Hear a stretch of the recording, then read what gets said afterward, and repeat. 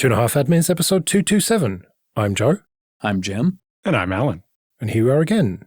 And before we get started, you've got another plug for us, Alan. Winter 2024 Roundup, Storage and Network Diagnostics. Yeah, this is a collection of articles and stories from Clara about storage and networking and diagnosing different problems and just how to work around them. So we have interesting cases we solved on storage and interesting constructs for networking to be able to do things like inside one computer, how do you simulate a bunch of conflicting networks in a way that they can all work together? Right, well, link in the show notes as usual. Someone messaged you on Mastodon recently, Jim, with a link to a video from DEF CON 32 about SSH on Windows sending telemetry to Microsoft. Yeah, it turns out that every time you shell into a Windows server running the native, Microsoft-made SSH server, it actually it sends information about the connection off to the mothership, lets Microsoft know when somebody connected and what client version they connected with.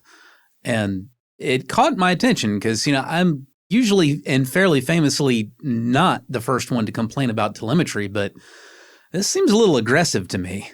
I can see some value in knowing what client software and what cipher suites get selected, in knowing when you can retire support for older things, especially on the server side. Like on the client side, there's not as much risk. But on the server side, if you know that, less than 0.1% of incoming connections try to use these old ciphers, then maybe you can finally get rid of them. And I know that's always a thing that's unclear for the people making open source SSH. It's like, are people actually done using this? Although they've taken the stronger stance of, we don't care if you're done using it or not. It's not secure, so we're not supporting it anymore. So, upgrade your shit. But I can see why they would want it. And the telemetry doesn't track actually who connected and so on, but it does still seem to be a bit of an overstep. I don't like the instantaneous nature of it. It doesn't feel like there's really an attempt to go above and beyond to obscure the original and potentially private information. It seems like Microsoft just like, well, we can get away with getting this, so we'll take this. It would feel a little different to me if it was a case of, once a month or so, Microsoft will phone home and say, these are the ciphers that we saw in use over the month or something. But just the idea that like every time somebody connects in real time, Microsoft gets an update letting it know that that connection happened and a fair amount of metadata about the connection, it kind of reminds me of, the way that modern police work tends to handle telecommunications, which is they don't necessarily even care what you're actually saying on the phone. The first thing that they want is just the subpoena of the records. They want to know what calls happened and when they happened and the metadata about that call. And it feels like that is essentially what Microsoft is getting here. Is this not pretty standard practice for Microsoft software, though? A lot of telemetry is certainly standard practice for Microsoft, but there's some interesting differences here. One of the issues is that although we know Microsoft takes a ton of telemetry, we don't always know what that telemetry is, because when we're talking about things that are purely internal to Windows, it's kind of hard to isolate like what actually triggers an outbound connection to deliver some telemetry somewhere. We don't have any source code to examine, and we don't necessarily know exactly what's happening when, so all we get is this kind of uneasy feeling.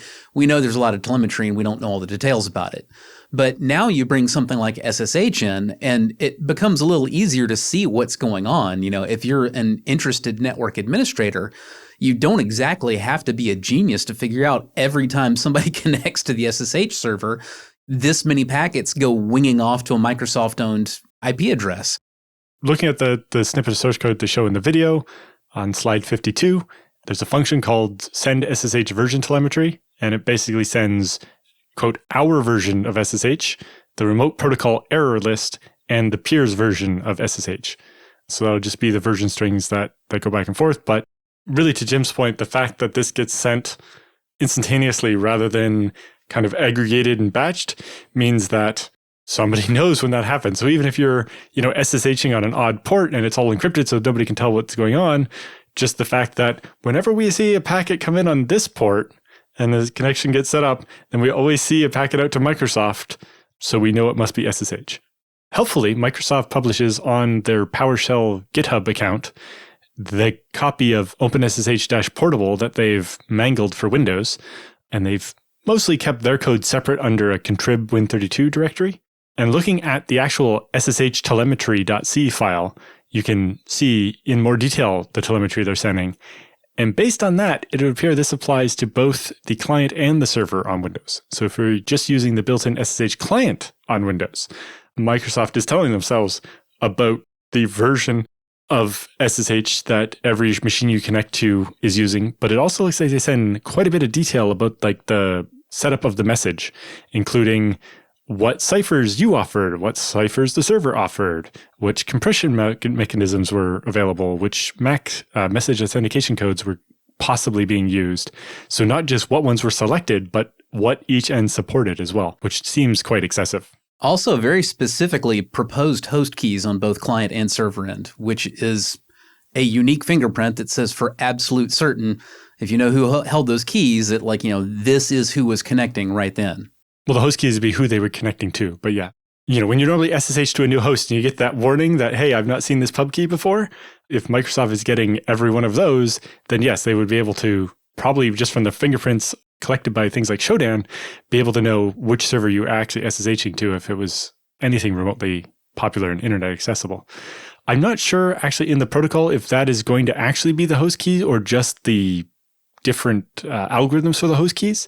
But either way, it's excessive. But if it's the actual public key of the host key, that is kind of egregious rather than just excessive. Well, it's certainly a variable named client proposed host key and server proposed host keys. Right. So the client doesn't actually send a host key. They just propose which host key algorithms they understand. You'd have to run SSH with a lot of -Vs and actually watch the exchange back and forth to see what normally gets sent there. But it's a lot more information than Microsoft could really ever legitimately need. So if you really want to use SSH on Windows, you should probably get the real OpenSSH from upstream OpenSSH and run that on Windows, or run it under Windows Subsystem for Linux, where you're going to get the official Ubuntu package of SSH, and it's not going to have all the Microsoft telemetry in it, or just use a different open source client like PuTTY or something. But I'd probably avoid the built-in SSH client. It was nice to finally have that as a convenience feature, but it turns out Microsoft spoils everything. If you do want to use that specific client but without the telemetry, you can fetch the project from GitHub yourself and build it and use your own binaries, at least as long as you trust the project to be telling you the truth when it says that any binaries built from the code on GitHub will have the telemetry disabled. It's just the ones built for Windows that have the telemetry manually enabled. Well, I'm guessing that's so that I don't build a version of it and just flood Microsoft's telemetry with fake nonsense until they decide it's not useful anymore. Well, there's nothing stopping you from turning on the flag that enables the telemetry when you build your copy, if that's what you want to do. And my copy just says, everybody's running OpenSSH version 5000. Surely version 4.20.69.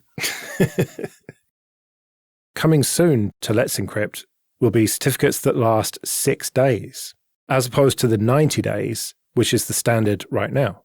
Yeah, this is interesting. We talked about a couple of weeks or months ago, Apple and I think Google wanting to get that down to that all certificates, that browsers wouldn't accept any certificate longer than 45 days to force certificates to have to keep getting reissued to make sure that nobody's managing to have an SSL certificate for an expired domain or just to stop bad actors much more quickly. And if you've implemented the automation for Let's Encrypt and are doing this every 90 days, there's really no difference between doing it every 90 days and doing it every 4 days. They're talking about having certificates that are good for about 6 days. So if you renew it at about 2/3 of its life, like you normally would now, then you're down to just a couple of days. But with that automation, it's not really costing you anything extra to do that because you've already built the automation. Whereas, we were talking about from the Apple and Google one, if you're already slightly suffering from the fact that they shrunk the validity period to just over 1 year, going down to 45 days takes it from this annoying thing we do once a year to something we have to do basically every month. And it would continue to push you to properly automate it. And so Let's Encrypt getting down to that short seems interesting to me. It sounds like a kind of logical evolution, but in their post here, they're talking about some of the challenges that'll pose, considering that If they have to start issuing 20 times as many certificates as they do now, how do they scale their infrastructure for that? And saying, at the current point, it's not inconceivable that by a decade from now, they'd have to be issuing 100 million certificates per day. And it's like, that seems like a really big number. But thinking about it, 10 years ago, we wouldn't have thought that 5 million certificates a day was possible either. I agree with you. The automation makes it not seem like that big of a deal. To the degree that it does seem like a challenge, it is kind of nice now feeling like, well, if something goes wrong with the renewal process, it's going to go wrong soon enough that, I'll have like a month to get it fixed before it actually bites me. Whereas with a 6-day cycle, if you're normally renewing 4 days into a 6-day cycle, now it's like, well, you better be on it if something's gone wrong. Like you need to detect that issue very quickly and you need to respond to it promptly or it will bite you in the butt a lot quicker. And I'm not saying that like that's something that you can't deal with. I'm not saying that it's an unbearable burden, but it is something to be aware of. Especially if your certificate validity period is 6 days, you probably want to renew every 2 days or so in order to make sure that you have that bit of buffer time. So if it doesn't work, you have time for it to automatically try again and maybe work, and that you still have some time to respond if that also doesn't work. It means you've really got to up your monitoring game, essentially. Well, in my case, it would be just change the threshold of my monitoring, right? My Nagios is already monitoring all my important domains and tells me when the certificate's getting anywhere near its expiration. And so if it's a Let's Encrypt certificate, as soon as it's down to less than 30 days, it's like, hey, that's not supposed to happen. At I think it's between 30 and 45 days, it's supposed to auto-renew with another newer one and extend the lifetime out. And if it's not doing that, then that's an alert and that gets addressed. And luckily, I haven't had one of those in ages. But to Joe's point, the vast majority of people are not tracking their SSL cert expiration dates that way.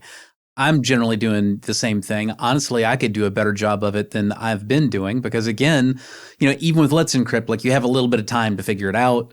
But as these cycles get shorter and shorter, I think it's going to get more and more important to be like, no, that needs to go to the forefront of it. And also, we may be looking at some indications that just like the kind of monitoring that Alan and I talk about that most people are like, well, that sounds nice, but I don't have time for that. We may be getting towards a period where like that's just kind of the entry level to get into doing things professionally at all.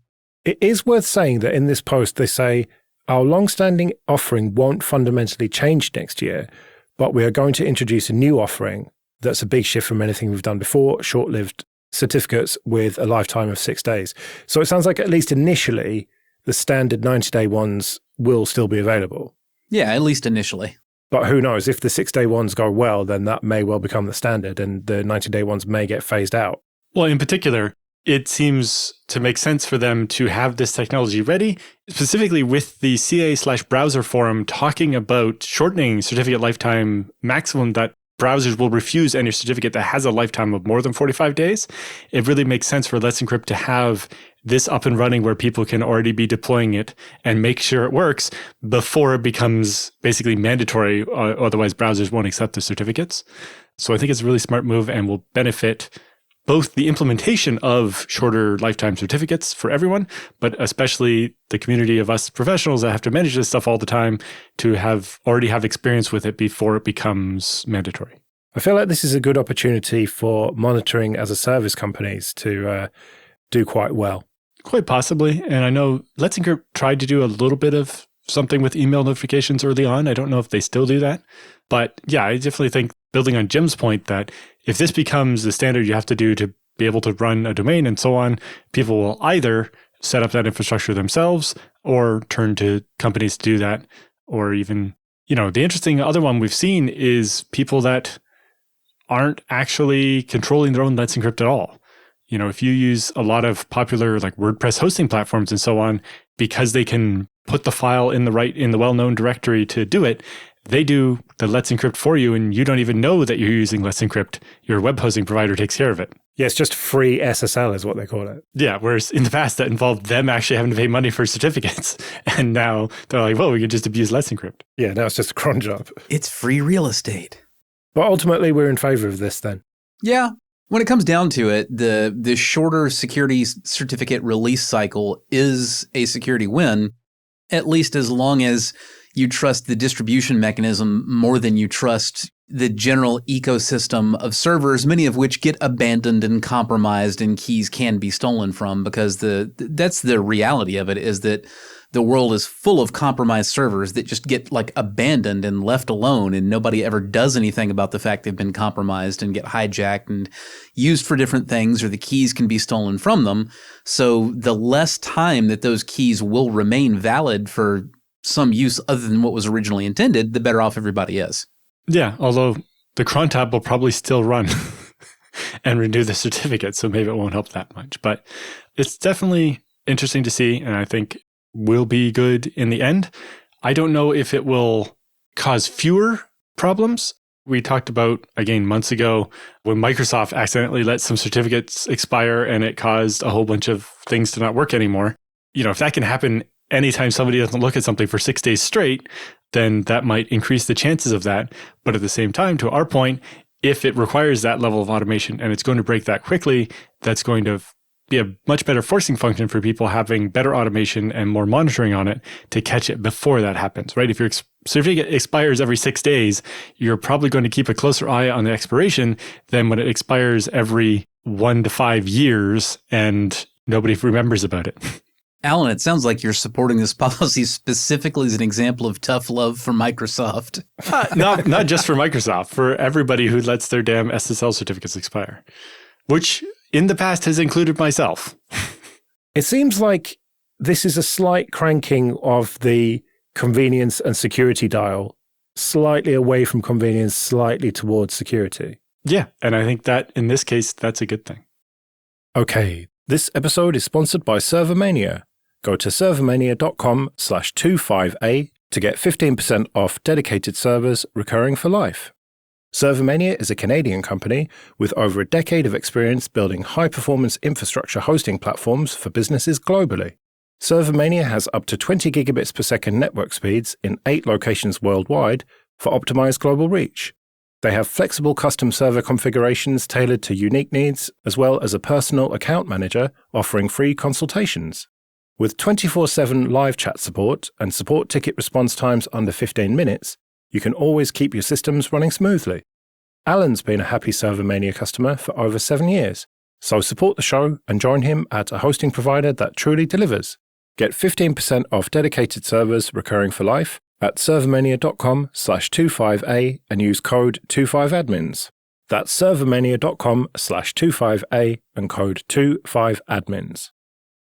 I saw an interesting post from Jerry Lerman on Mastodon, which was an important reminder if you own a domain name and don't use it for sending email. Essentially, the message is that if you own a domain and you don't plan on using it to send email yourself, you should create SPF and DMARC records in the DNS that makes it clear that anybody who does receive mail claiming to be from your domain, well, it's not legitimate. And the reason that you do this is twofold. One, because you're a good internet citizen and you want to cut down on the amount of spam that reaches people's inboxes, and that's a good way to do it. And two, because that way that spam that has your domain name on it won't be tarnishing the reputation of your domain. If a lot of this spam gets through and there aren't SPF and DMARC records making it clear that that spam is not legitimate and was not sent by the actual owner of the domain, then what can happen is that trashes the reputation of the domain, which can not only cause you problems with delivering email down the line, should you choose to attach email services, it can also cause issues that will cause firewalls to block you outright. There are a lot of corporate firewalls out there that actually use email spam block lists as just one-hit kill. No, you can't go to that A record, type firewalling. So you don't want to run afoul of these kinds of lists, and setting SPF and DMARC that says, hey, any email that you get from my domain, it's not from me. That's what keeps you from taking that reputational hit. Yeah. So basically setting an SPF record that says any email is junk, and a DKIM that's saying anything not signed coming from this domain is junk. But what they point out that's interesting is if you actually set up DMARC properly, you can get reports about all the email that does get dropped as spam, pretending to come from your domain. If you're just curious, who's trying to pretend to be you? Actually, if you set up DMARC properly, you have to get those reports, because if you don't actually include an email address that does accept email for those reports to go to, you have not properly configured DMARC. which can be a mild annoyance. I set up DMARC on my own domain, and I get reports from Google and Microsoft every day, and about once or twice a week, I'll get a report from some random provider I've never heard of, and they're never really anything that you want to sit down and read, but you get them. You mentioned corporate firewalls. Presumably it's bad for your SEO as well. Yes, absolutely. I mean, just in general, you don't want to be associated with spamming operations. An awful lot of internet connectivity and communication in general these days is very adversarial in nature. You have filtering mechanisms that are explicitly designed to keep out the attacks and, let in the good stuff.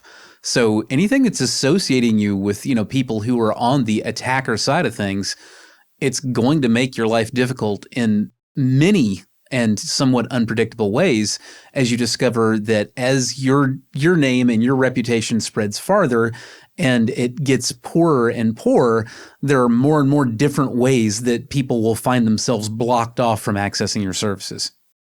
Let's do some free consulting then. But first, just a quick thank you to everyone who supports us with PayPal and Patreon. We really do appreciate that.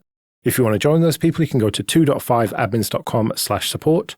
And remember that for various amounts on Patreon, you can get an advert-free RSS feed of either just this show or all the shows in the Late Night Linux family.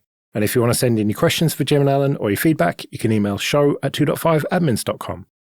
Jonas writes, I'd love to hear your thoughts on my NAS situation. My problem is that I find it slow during transfers.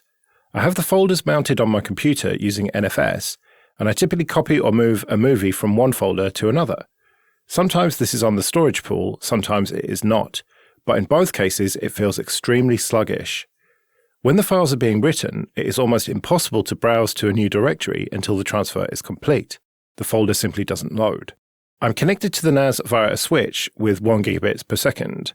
The maximum write speed I get is 115 megabytes per second, which maxes out the network but not the drives.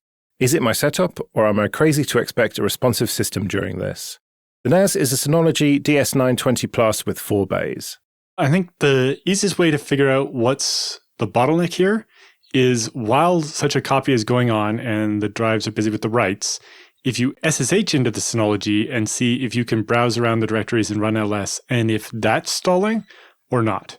It could be the NFS connection is single-threaded, and so nothing else can happen until the writes finish, and that's what's going on there, and looking at getting more threads for your NFS setup could solve it. But if you do see sluggishness locally on the NAS while doing the copy, then the problem is much more likely in Synology's use of ButterFS or just your drives.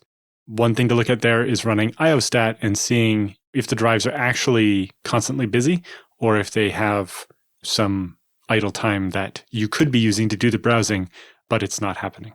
In addition to that, I think it's worth pointing out that the user themselves acknowledges they are saturating the network.